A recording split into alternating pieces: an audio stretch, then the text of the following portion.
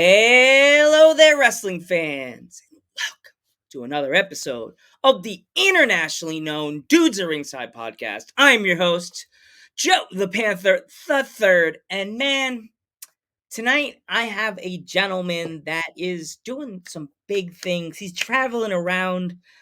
Introduce yourself to my internationally known audience. Oh, hey, how are ya? It's Bradford Montague, and I'm traveling coast to coast, wrestling everyone I can. You can see me on TV, you can see me in the movies, and you can see me in the ring. Wow, awesome. So, Bradford, how did you get into the wrestling business? I've been a fan. I get into the business like everyone else. I start off as a fan. I became a fan later in life, in high school. Usually by high school, people have been a fan for a decade and then fallen off for a few years. But I just started fresh in high school, and I pretty much immediately knew it was something I had to do. And so when I moved to Toronto for college, I went to college part-time, went to wrestling school full-time, and kept wrestling. I trained at Squared Circle training up in towards Jane and Finch. Oh wow. So what kind of advice did they give you for the wrestling style you do? I mean, some of the best advice I've gotten was from Dolph Ziggler, not personally, but from his YouTube channel. He said, if you want to make it in this business, just be tall.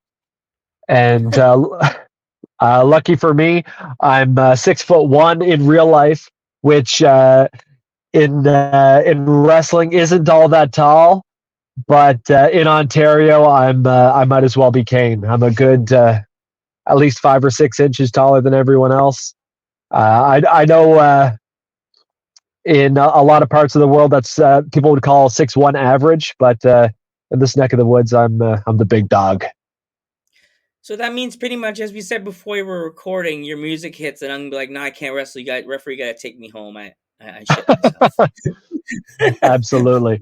If you I'm shit yourself 5'1", now, you're gonna yeah. 5'1". Holy, right on. So listen, you'd be a perfect match for wrestling in Canada. That's yeah. You're on par. Yeah, I don't know. I think a lot of my female guests that I've had on, I think they all would try to wrestle me. I'd be like, the one that I'm like, if they ask me, Joe, this wrestler wants you to come to Canada, I'd be like, nah, I shit myself. I can't even get in the car. It'd be Jules Malone. Yeah, right on. Yeah, I would be like, nah, I shit myself. I can't even get in the car. She's tough. I see her walk. She lives in Toronto too, and I see her walking down the street. She has the bat with her at all times. I love her. The barbed wire bat. Like she won't have a show coming up for weeks, and she's still walking around with the bat. It's scary though. It's scary though. On a Monday morning, you'll see her walking. It's got blood all over it. Oh boy, I just love her. She came back on the podcast, and she had really fun stories about wrestling Randy West and stuff like that. So okay, right on. Yeah. Is there any place you have not traveled to within the country or the world that you really want to go, and you have them on your list? Oh man, there are so many places in the world I have not traveled, and there are so many places in the country I have not traveled. But definitely the next place on my list to wrestle and perhaps live, India. Oh, I know it's a big country. I know it's not necessarily a wrestling hub, but I want to make it a hub. I've got this vision. Maybe it's what do they call that? A delusion of grandeur. But I feel like if I were to go to India, since it's such a small, it's a huge place, but it's a small wrestling hub. There's not a lot of wrestling. I feel like if I were to show up, I could just immediately become India's Hulk Hogan. And good. I love the idea of calling myself the Bollywood blonde, Bradford Montague. And I want I want to go. Great Khali has a promotion there. I want to go work with Great Khali and just become the biggest star in India. And like it's when you think about like the places where indie wrestlers go, like Japan is always a big destination for independent wrestling, and recently England has become a big independent wrestling hub, and so like those places, like obviously they're cool places to go and get experience, but I want to go where the least amount of North American independent wrestlers are. So if I go to Japan, I'll just be another North American gaijin. If I go to uh, England, I'll just be another North American bloke. But I want to go to India and become the one and only Bollywood blonde. And That's awesome. I think that's my next step.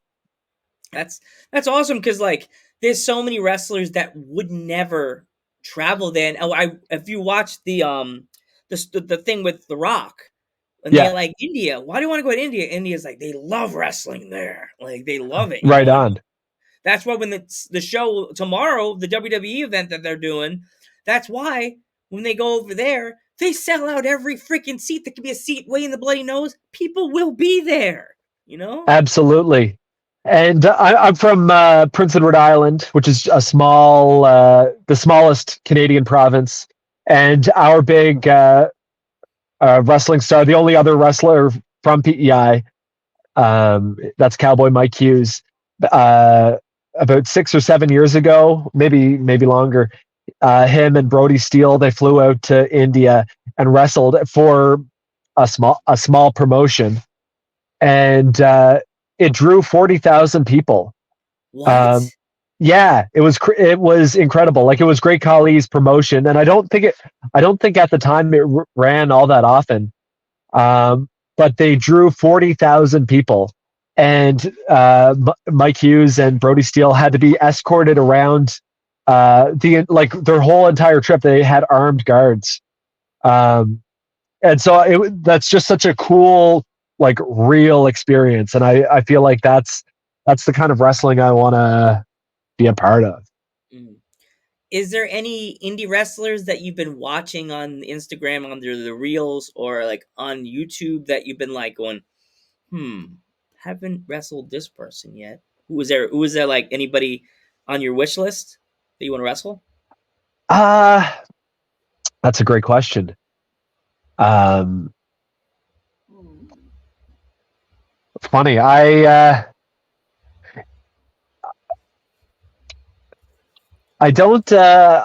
don't think about the individuals as much. I'm willing to work and want to work with anybody and everybody. It's more just like places and opportunities, and like I want to be a part of big shows and meet like new groups of fans. So there's not necessarily any particular indie wrestler I want to work, but there's places I want to work.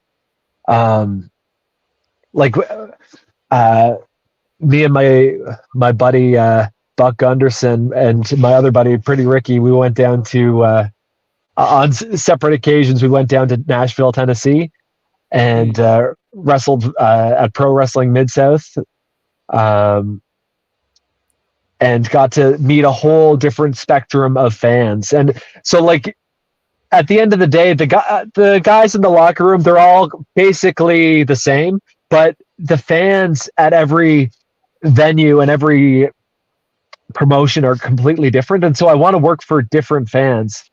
And there was another occasion we went down to West Virginia. And I mean, like you're from Pennsylvania, so Yeah. maybe West Virginia is not all that exotic. But for me, Mm. from Canada, West Virginia is exotic, and it's a wild place, and the fans are completely different. The people are completely different. So, like, I enjoy that kind of experience of um, just seeing the different types of people in the world, and uh, because the boys in the business, they're all the same. Yeah. When you were in West Virginia, did you like eat anything that you never really had when you were in Canada? Uh Interesting thing about me, I only eat the same thing everywhere I go.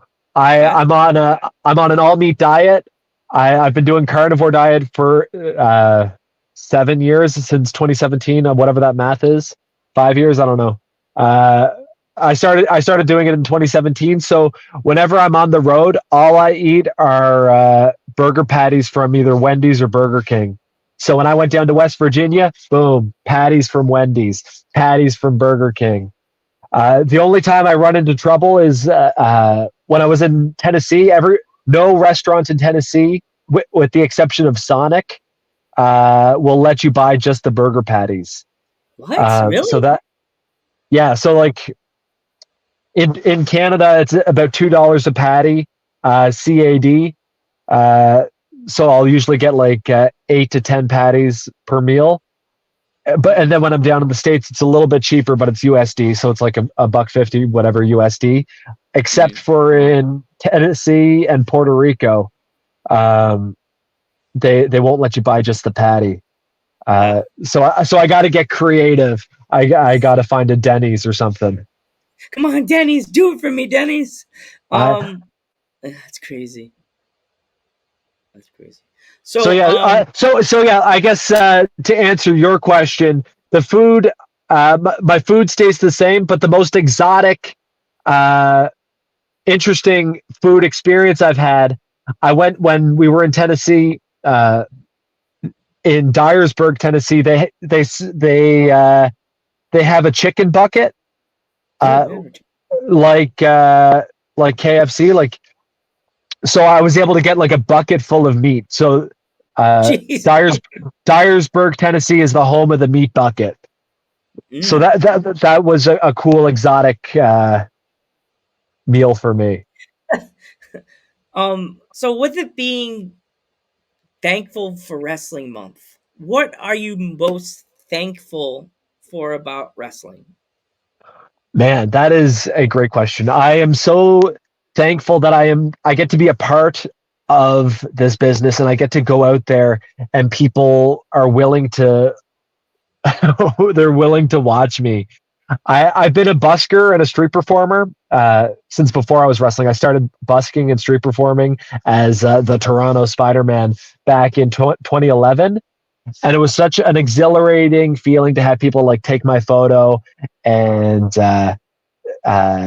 tell me how awesome I am and give me money. And but that always came. There was always the little asterisk at the side. Oh wait, I'm not really Spider-Man. I'm Bradford Montague.